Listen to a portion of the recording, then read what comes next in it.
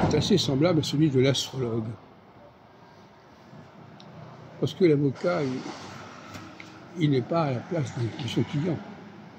L'astrologue n'est pas à la place de son client. Donc le client a beaucoup plus d'informations sur son dossier que ne peut en avoir l'astrologue ou l'avocat. Et ça, c'est un paradoxe assez curieux. Alors l'avocat va devoir éventuellement obtenir des informations, mais est-ce qu'il y a des informations auxquelles le client aurait pu penser et auxquelles l'avocat n'est pas amené à penser, parce que il ne peut pas penser à tout, il ne peut pas imaginer toutes les hypothèses.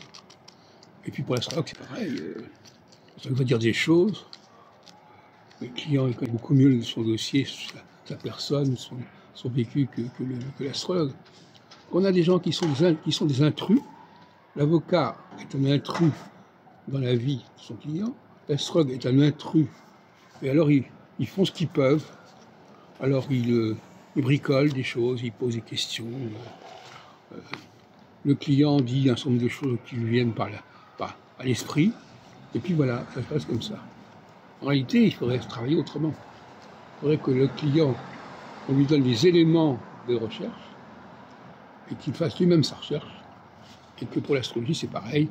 L'astrologue doit fournir, un problème de pédagogie d'ailleurs, fournir un certain nombre de données, de modèles, avec lesquels le client doit travailler. Il faudra donc inverser les choses. C'est au client de fournir une grande partie des informations, des dossiers, des pièces, avec l'instigation évidemment de l'astrologue et de l'avocat qui va poser un certain nombre de questions, qui va demander, voilà cette pièce-là, est-ce qu'il n'y en a pas une autre qui correspond ou qui va en sens inverse, hein. Enfin, il y a un dialogue assez élaboré. Et alors, le problème qui se pose avec l'avocat, c'est l'horaire, c'est le tarif horaire. Alors là on n'en a pas fini avec ça. Il travaille à l'heure, son temps est compté.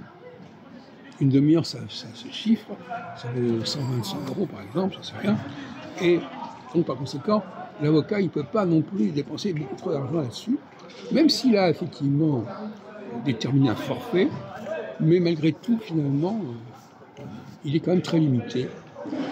Et ça aussi, c'est un problème.